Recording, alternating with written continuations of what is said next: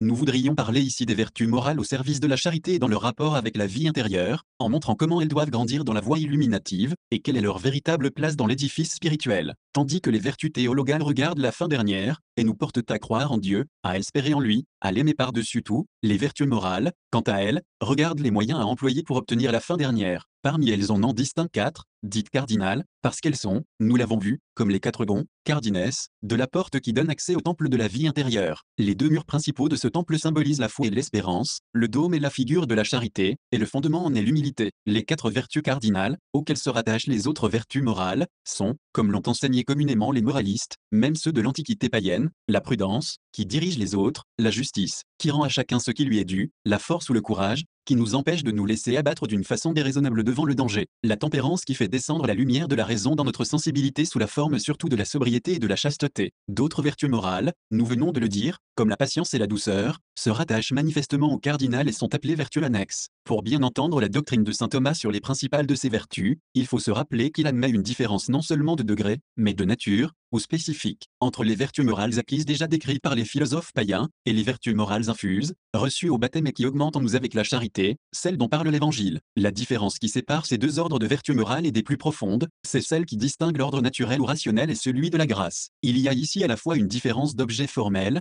de motif et de fin. Les vertus morales acquises, bien décrites par Aristote, mettent la rectitude de la droite raison dans notre volonté et notre sensibilité. Sous la direction de la prudence acquise, dans notre volonté règne peu à peu la justice, dans notre sensibilité la force rationnelle et la modération raisonnable. Les vertus morales infuses, reçues au baptême, sont d'un ordre très supérieur, elles ont un motif formel non pas seulement rationnel, mais surnaturel. Sous la direction de la foi infuse, la prudence et les vertus morales chrétiennes font descendre dans notre volonté et notre sensibilité la lumière de la grâce ou la règle divine de la vie des enfants de Dieu. Entre la prudence acquise décrite par Aristote et la prudence infuse reçue au baptême, il y a une distance sans mesure, beaucoup plus grande que celle d'une octave, qui, en musique, sépare deux notes de même nom ou deux extrémités d'une gamme complète. C'est ainsi qu'on distingue communément la tempérance philosophique d'un Socrate et la tempérance chrétienne, ou la pauvreté philosophique d'un Cratée et la pauvreté évangélique, ou encore la mesure raisonnable à garder dans les passions et la mortification chrétienne. Par exemple, par elle-même la tempérance acquise dirigée par la seule raison ne tient pas compte des mystères de la foi, de notre élévation à la vie surnaturelle, ni du péché originel, ni de la gravité infinie du péché mortel comme offense faite à Dieu, ni du prix de la charité ou amitié divine. Elle ne considère pas encore l'élévation de notre fin surnaturelle, être parfait comme le Père céleste est parfait, d'une perfection du même ordre que la sienne, quoiqu'inégale. Au contraire, la tempérance infuse, dirigée par la foi divine et la prudence chrétienne, tient positivement compte de tous ces mystères révélés, et elle est ordonnée à faire de nous, non seulement des êtres vraiment raisonnables, mais à nous donner une sensibilité surnaturalisée d'enfants de Dieu. On le voit, ces deux vertus, qui portent le même nom de tempérance, sont, comme on l'a dit, de métal très différents, l'une est d'argent et l'autre est d'or. Malgré cette distance sans mesure qui les sépare, la vertu infuse et la vertu acquise du même nom s'exercent ensemble dans le chrétien en état de grâce, un peu comme, chez le pianiste, l'art qui est dans l'intelligence et l'agilité des doigts qui donne à l'art une facilité extrinsèque. Ainsi la vertu acquise doit être, dans le chrétien, au service de la vertu infuse de même nom, comme l'imagination et la mémoire, chez le savant, concourt au travail de son intelligence. Par là les vertus morales sont aussi au service de la plus haute des vertus infuses,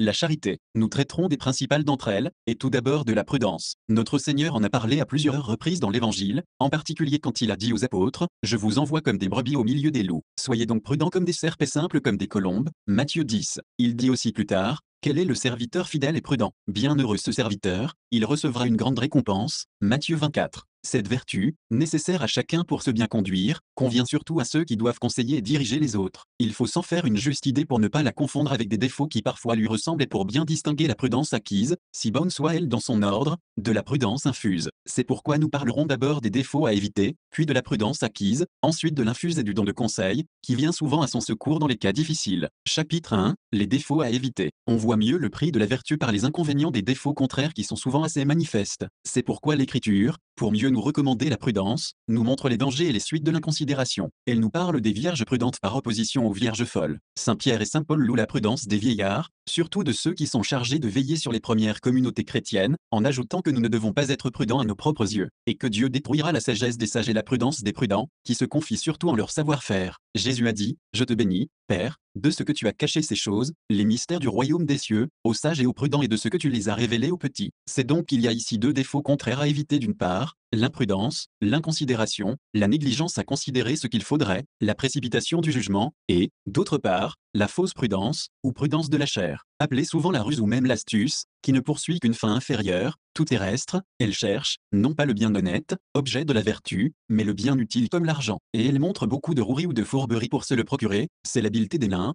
qui ne saurait entrer ainsi dans le royaume des cieux. Cette fausse prudence est une sottise et une chimère, comme le dit souvent saint Paul. Quant à l'imprudence, à l'inconsidération, elle retarde beaucoup le progrès spirituel, et parfois le retarde en voulant le précipiter. C'est le cas de ceux qui brûlent les étapes, qui veulent arriver tout de suite à l'union divine, sans passer humblement par les degrés inférieurs indispensables, comme si l'oiseau voulait voler avant d'avoir des ailes, ou comme si l'architecte voulait construire les flèches d'une église avant d'en avoir établi les fondements. Ces imprudents lisent, par exemple, trop tôt et trop vite, avec avidité, et de façon superficielle, les livres mystiques, sans se mettre à pratiquer sérieusement la vertu. Ils effleurent les choses les plus belles de la vie spirituelle et ils ne s'en nourriront peut-être jamais. C'est comme s'ils cueillaient sur un arbre fruitier les fleurs qui doivent donner les fruits, sans s'apercevoir qu'ils empêchent ceux-ci de se former. Plus tard, à l'âge où il conviendrait de lire avec profit les grands auteurs spirituels, ils diront peut-être, c'est inutile, je les ai lus déjà, je les connais, et ils n'en ont qu'une connaissance lamentablement superficielle. C'est l'imprudence des vierges folles, le manque de discrétion dans la vie spirituelle. Pour éviter ces défauts opposés les uns aux autres, d'imprudence et de fausse prudence, il importe de considérer ce que doit être la prudence infuse ou chrétienne et ce que doit être aussi la prudence acquise, qui est au service de l'infuse, comme l'imagination et la mémoire au service de l'intelligence. Pour suivre la marche ascendante,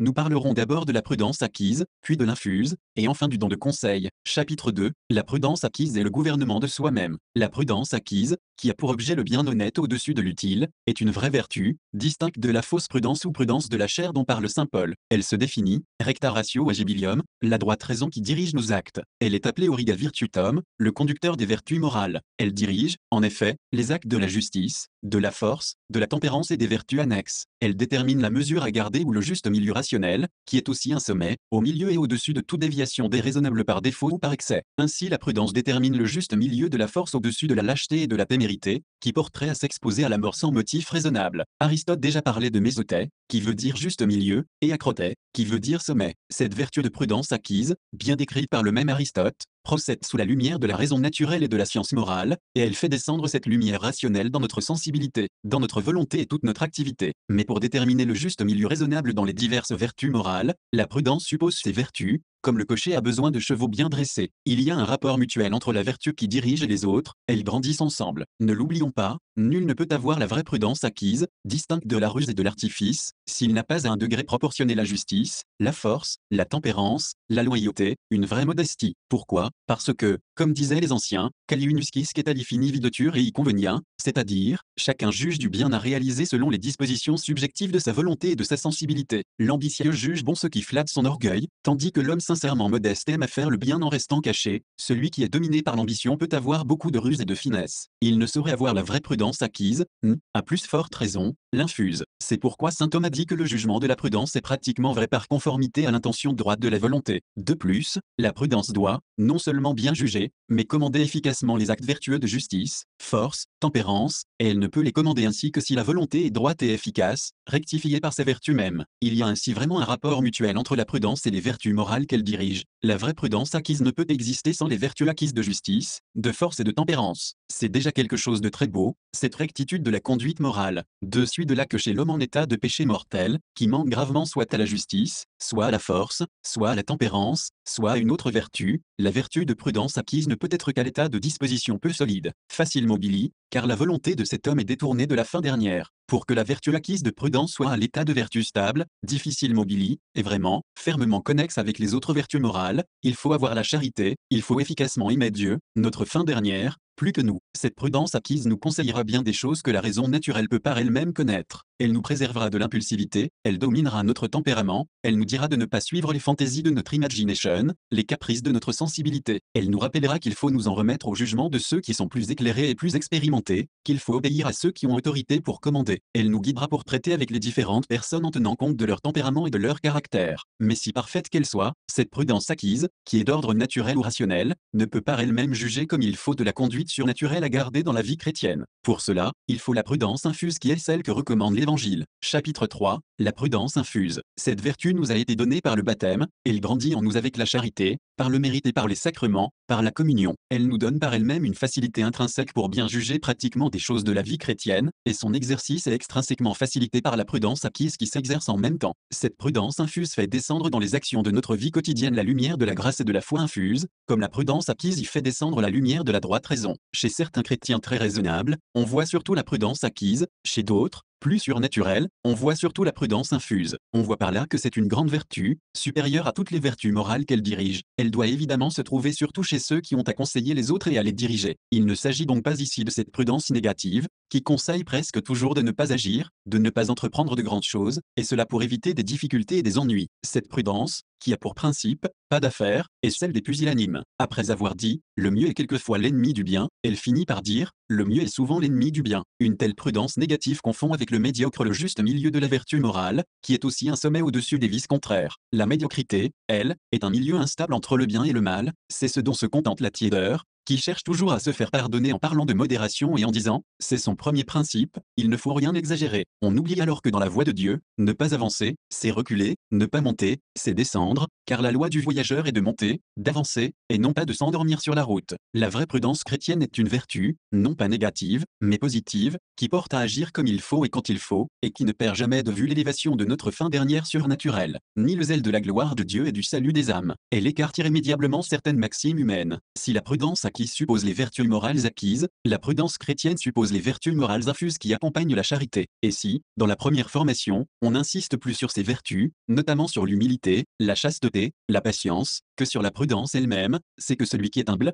chaste, patient, est porté par ces vertus même à bien juger pratiquement per modum inclinationi, de ce qui touche à la vie morale et spirituelle. Mais lorsque le chrétien, déjà plus ou moins formé, doit commencer à se diriger lui-même, pour bien des choses, surtout s'il doit conseiller les autres, il doit être spécialement attentif à ce qu'exige la vraie prudence surnaturelle, et éviter toute inconsidération et précipitation dans le jugement. Alors on se rend de plus en plus compte de la supériorité de la vraie prudence chrétienne, vertu qui vient immédiatement au-dessous des vertus théologales, pour faire descendre leur rayonnement et leur influence vivificatrice sur les vertus morales qu'elle dirige. Dès lors la prudence chrétienne doit grandir avec la charité, et ses vues surnaturelles doivent de plus en plus prévaloir sur les vues trop humaines de ce que saint Thomas appelle, après saint Augustin, la raison inférieure. La raison inférieure juge de tout du point de vue temporel, la raison supérieure juge de tout du point de vue de l'éternité. Cette haute prudence chrétienne est trop rare. Le père Lallemand dit même, la plupart des religieux, même des bons et vertueux, ne suivent, dans leur conduite particulière, et dans celle des autres, que la raison et le bon sens, en quoi plusieurs d'entre eux excellent. Cette règle est bonne, mais elle ne suffit pas pour la perfection chrétienne. Ces personnes-là se conduisent d'ordinaire par le sentiment commun de ceux avec lesquels elles vivent, et comme ceux-ci sont imparfaits, bien que leur vie ne soit pas déréglée, parce que le nombre des parfaits est fort petit, jamais elles n'arrivent aux sublimes voies de l'esprit, elles vivent comme le commun, et leur manière de gouverner les autres est imparfaite. En certains temps, comme aux heures de persécution, éclate l'insuffisance d'une telle manière de voir. La vraie prudence ne perd jamais de vue l'élévation du but vers lequel nous devons marcher, elle juge de tous nos actes par rapport à la vie éternelle, et non seulement par rapport aux habitudes ou conventions du milieu où nous sommes. Elle se rappelle constamment l'unique nécessaire. Aidée par les inspirations spéciales du don de conseil, elle devient la sainte discrétion qui pèse toutes choses à la mesure de Dieu. Chapitre 4, la sainte discrétion et le don de conseil. Sainte Catherine de Sienne en a admirablement parlé dans son dialogue, au traité de la discrétion ou du discernement spirituel. Elle nous dit que la discrétion chrétienne, qui indique la mesure entre les défauts contraires, et qui est le principe d'un sage discernement, est fondée sur la connaissance de Dieu et de soi-même. La discrétion, dit-elle, est un rejeton greffé sur la charité et uni à elle. Mais ce qui donne vie à l'arbre et au rameau, c'est la racine, et cette racine doit être plantée dans la terre de l'humilité, qui est la mère nourricière de la charité, sur laquelle est greffé ce rejeton de la discrétion. C'est une manière symbolique d'exprimer la connexion de ces vertus. La sainte discrétion suppose donc un grand esprit de foi, elle ne rapetisse rien, tandis que le naturalisme pratique ne voit que le petit côté des grandes choses, elle voit le grand côté même des petites choses de la vie chrétienne, de nos devoirs quotidiens dans le rapport avec Dieu. Elle dirige la justice qui rend à Dieu et au prochain ce qui leur est dû. Comme il est dit en ce même dialogue, c'est le Seigneur qui parle.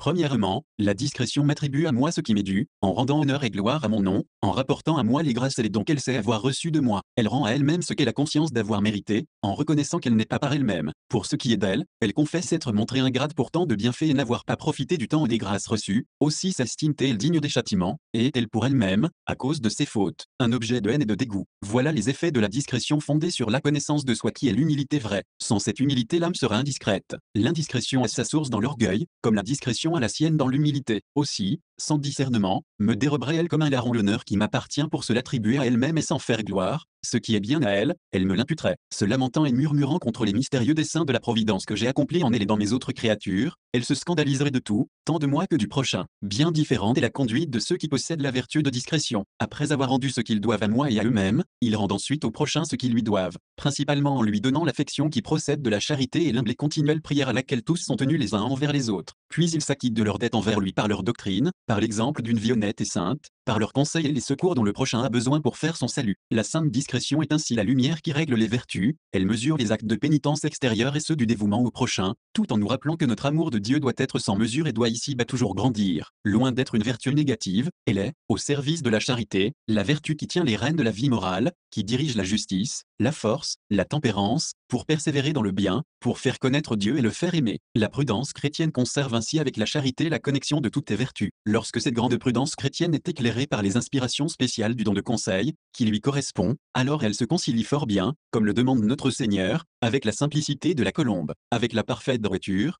qui n'est point naïveté, qui garde le silence sur ce qu'il ne faut pas dire, mais qui ne parle jamais contre la vérité. Il faut être maître de sa langue et savoir défricher son caractère. Ce don de conseil vient au secours de la prudence surtout dans les circonstances difficiles et imprévues, pour concilier parfois dans un même mot ou un même geste des vertus en apparence opposées, comme la fermeté et la douceur, ou encore la véracité et la fidélité à garder un secret. Selon saint Augustin et saint Thomas, ce don de conseil correspond à la béatitude des miséricordieux, pour deux raisons. Premièrement, il faut être miséricordieux pour savoir donner comme il convient un conseil salutaire à ceux qui en ont besoin, un conseil qui porte vraiment, qui ne les rebute pas, mais qui relève avec force et douceur. Et en second lieu, lorsque notre prudence hésite, dans des circonstances difficiles, entre la rigueur de la justice à observer et la miséricorde, qui ne saurait être oubliée, le don de conseil nous incline généralement vers la miséricorde, qui va relever le pécheur, et qui le fera entrer peut-être de nouveau dans l'ordre de la justice. Il y entrera parfois avec une sincère et profonde contrition et réparera ainsi l'ordre violé beaucoup mieux qu'en portant le châtiment avec moins d'amour. On voit par là l'élévation de la prudence infuse, nous la verrons mieux encore en parlant de la simplicité chrétienne, qui doit lui être toujours unie. On saisit dès lors l'importance de la parole de Jésus, Matthieu 24, quel est donc le serviteur fidèle et prudent que son maître a établi sur les gens de sa maison pour leur distribuer la nourriture en son temps? Heureux ce serviteur que son maître, à son retour, trouvera agissant ainsi. En vérité, je vous le dis, il l'établira sur tous ses biens. Ces paroles s'appliquent à tout chrétien, fidèle et prudent, spécialement à ceux qui doivent conseiller les autres, aux chefs de famille, aux pasteurs, aux évêques, aux grands papes. Ils recevront une autre récompense à laquelle il est fait allusion dans l'Ecclésiastique, chapitre 44, où on lit l'éloge de la sagesse et de la prudence des patriarches et dans la prophétie de Daniel 12, où il est dit, ceux qui auront été sages, de la sagesse de Dieu et fidèles à sa loi, brilleront comme la splendeur du firmament, et ceux qui en auront conduit beaucoup à la justice seront comme des étoiles, éternellement et toujours. Rappelons-nous que la fausse prudence est d'étain, la vraie prudence acquise est d'argent, que la prudence infuse est d'or, que les inspirations du don de conseil sont de diamant, de l'ordre même de la lumière divine. Qui me suit ne marche pas dans les ténèbres, mais il aura la lumière de la vie.